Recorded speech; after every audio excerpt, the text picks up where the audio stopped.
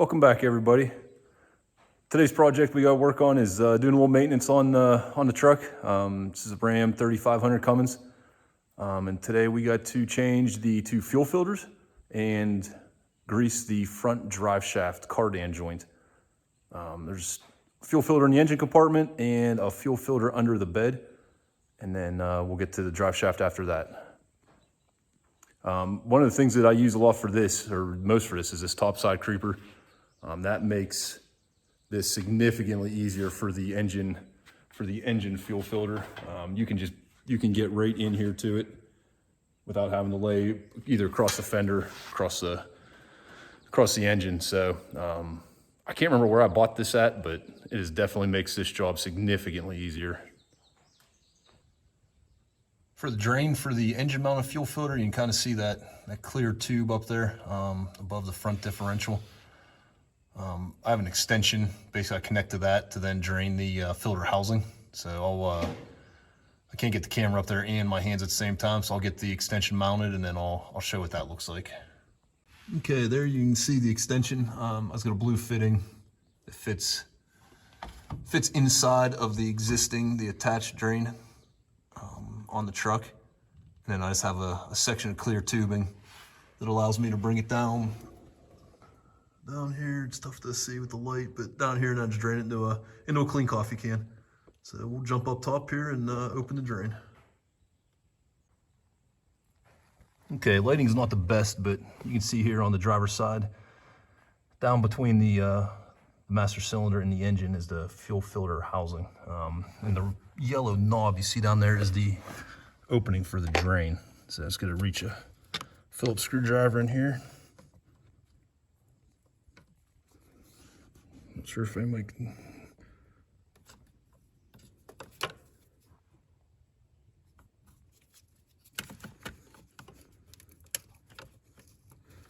Turns about a quarter turn, and that allows the fuel to start draining. Once it is drained for a few minutes, I'll actually crack the top of the canister, and then quite a bit more will drain out after that. Okay, one thing to be careful of loosening this housing. It is a plastic housing, so just take your time, be careful. I have a 28 millimeter socket on this ratchet that fits the top nut on the plastic housing lid pretty well. I'm gonna set the camera down. It's gonna take two hands to loosen. See if I can put it somewhere you can still see.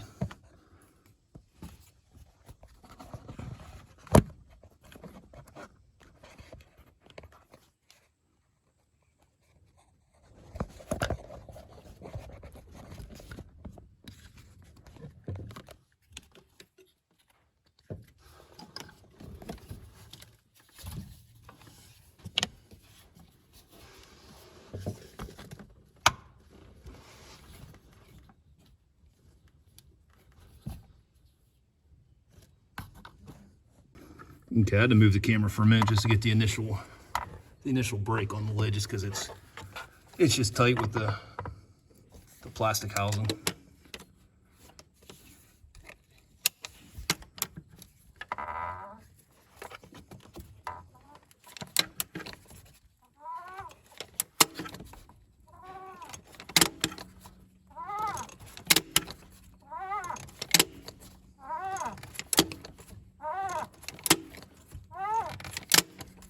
Not a lot of room to work with a ratchet in here, so you turn a little bit at a time.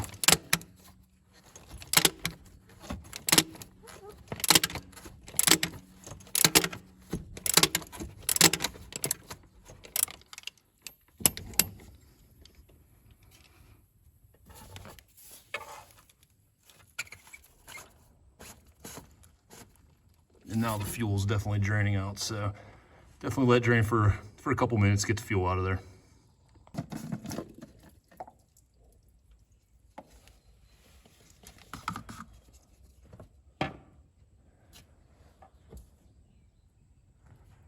Okay, I closed the valve a little early. I try not to drain the whole canister empty, just because it's more you gotta prime when you're starting it back up. But I was still right to the top, so okay. There we go, we got it down about halfway. Probably spilled a little bit, but we'll wipe that up. Now I'm gonna pull out the filter itself. Definitely have a rag ready when you go to do this. It is gonna drip quite a bit.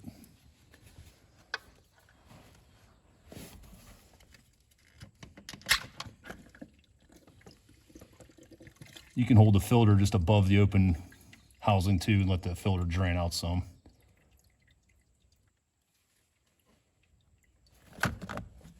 Okay. This filter does not look bad. I'm not going to cut it open to see what's inside of it, but when they went to the 2-filter setup, it seems like the initial filter under the bed catches the majority of the contaminants. So this one's not bad. And I changed it probably a little earlier than I need to. I'll have to look on the computer what mileage is recommended left. I probably have about 13,000 miles on these, but we'll see when we reset the computer how much life it says was left. Okay, we're back under the bed. This other fuel filter's centered right above the drive shaft. On a short bed truck, at least, it's near the front of the bed. One of the hardest parts about this one is getting your hand up to get the electrical sensor disconnected for the water and fuel sensor. But once you find it, there's one button right in the middle. You press it and slide the sensor out, or slide the connector out, but just one button there, you push in and pull it out. Out of this one, I use the same tube that I used on the front filter. I just basically flip it over because the fitting on here is a different size. Again, you don't get a lot of fuel out till you break the filter itself loose. You get a little bit trickling out, but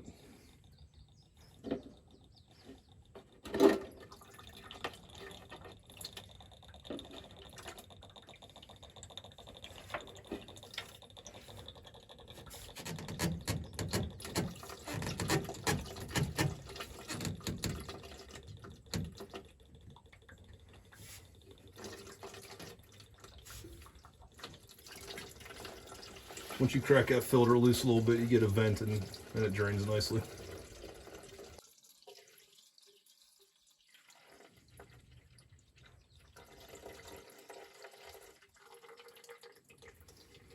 Once I get most of it drained, I close up the drain valve and then just take the filter down, just trying hard to make sure I don't spill it. And I pull the water and fuel sensor out. I pull that out once I get it down on the ground.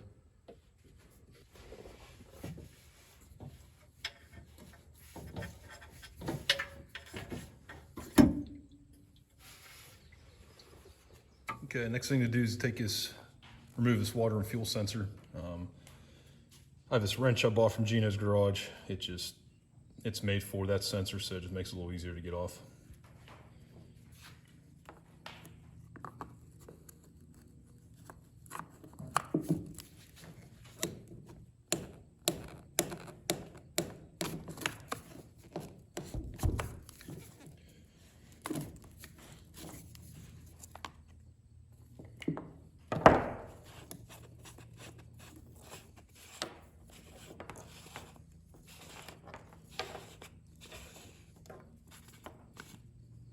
Okay, that's all there is to that.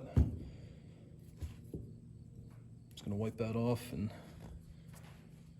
then we can put it in the new filter.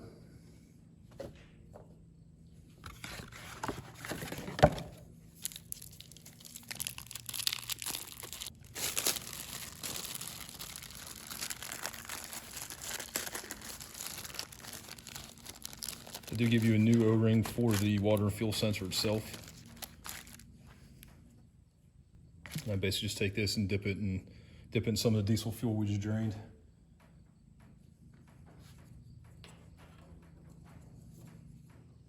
And slide it on.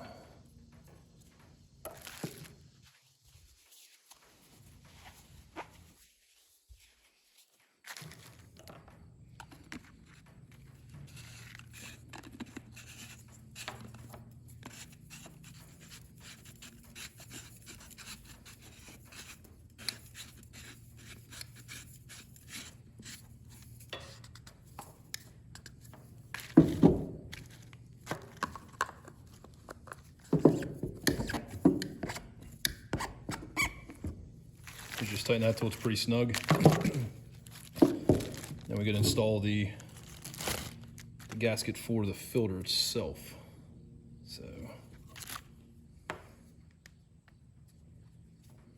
let's put that in, set it in place there, and then same thing, let's get some diesel fuel and just make sure it's got a coating on it.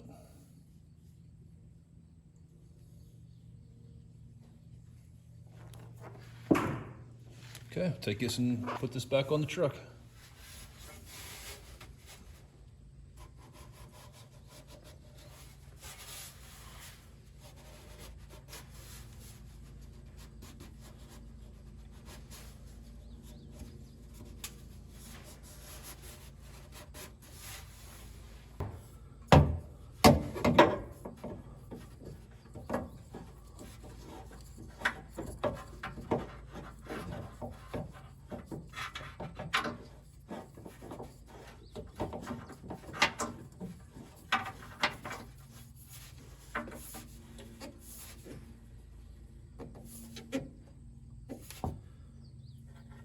And once you have that spun on there, snug it up to your liking. I usually go hand tight. I don't normally put a strap wrench or a filter wrench or anything on it. I just go as tight as I can get it by hand, and that's always been plenty tight for me. I'm sure it varies person to person. Make sure you plug your electrical connector back in.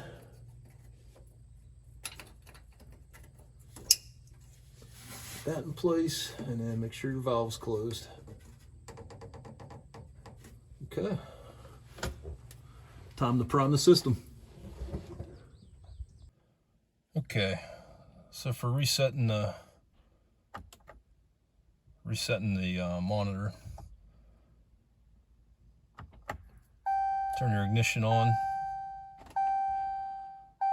Then you can cycle through your settings here.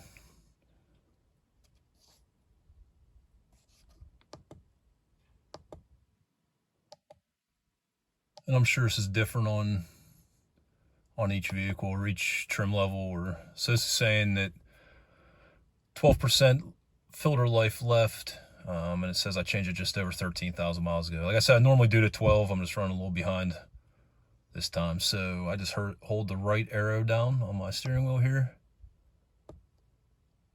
Press down to OK.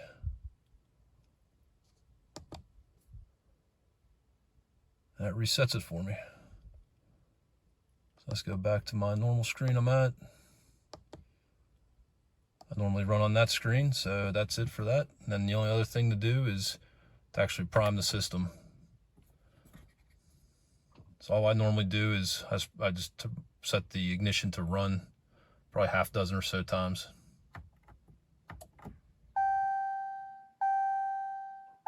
So I like to do it from outside the truck just so I can hear the pump running. A lot of times you can hear a difference.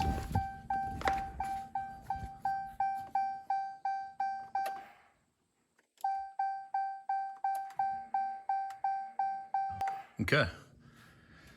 Now I'm just gonna go around and check make sure there's no leaks, and then once there's no leaks, we'll start it up, make sure everything's good. Okay, now we checked for leaks. Everything looks good. Time to start it up, make sure we don't have any air in the system.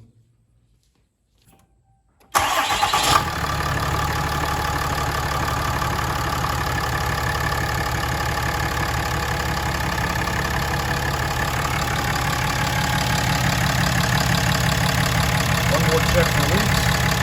I don't know if you guys can see down there or not. The housing looks good. We'll go around and check the back. Then we'll move on to greasing the front drive shaft.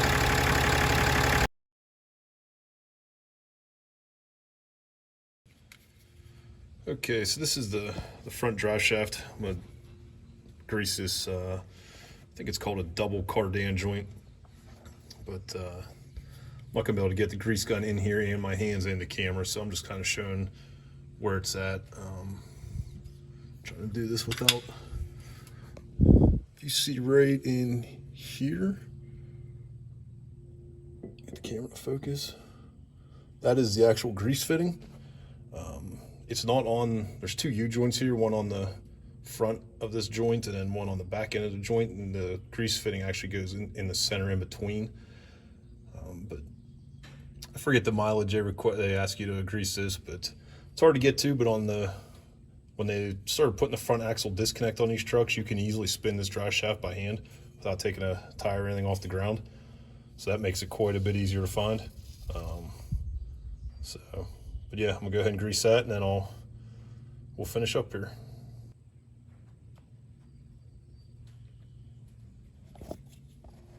Okay, you see I definitely missed some grease there. The key with this is you have to keep good pressure pressed into that cup as you're greasing it. So if you let off a little bit, you'll get some squeeze out, but you can hear it going through the joint. You can hear it pushing air out, and you can tell when you're getting grease inside. So that's it for the front drive shaft. All right, thanks everyone for watching. It's just a couple little maintenance items on the truck.